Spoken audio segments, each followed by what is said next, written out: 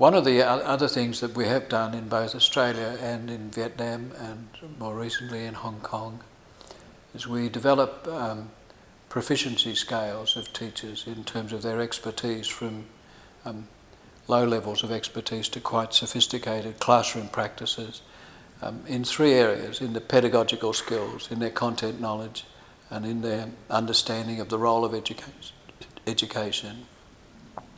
And we're able to map progressively increasing stages of competence that teachers can go through. And if you're going to go through that process, the assessment itself needs to be linked directly to professional development opportunities. It shouldn't be an identification process where the weaker teachers are identified.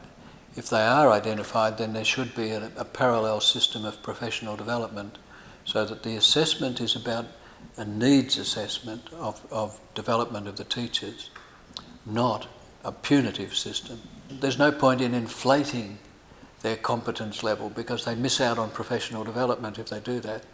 And I guess there's no point in deflating their measures as well, because the professional development they would get would be fairly boring if it's beneath their level. So if the assessment is looking for the stage of competence that they're at, and that's each linked to a professional development which moves them to the next level, the accuracy of the assessment is really in the teacher's own interests. And the thing that we're finding as we work in that research area is that the skills that are embedded in, say, history move away from remembering facts and figures and dates to being able to pose and discuss problems and problem scenarios and how they might have resolved in history, and even different perspectives on it. The same in geography. Geography becomes merged into politics at a very young age. And I would ask the Minister to endorse the idea that we get children at very young ages to begin to consider different ideas and different approaches to things. Is there another way to do things? To say one of three things many times. What if? What about? And it depends.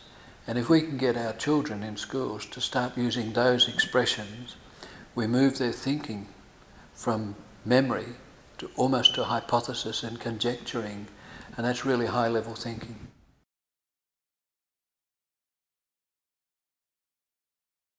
Oh yes, I am overawed by this conference and the number of teachers attending. Not just the number of teachers, but the nature of the workshops that are running, the kind of program that they can invest their time in, but also the scope of the resource that they're developing. And I think that we could learn a great deal from the way in which eTwinning is organised and the way it's implemented to get teachers on board.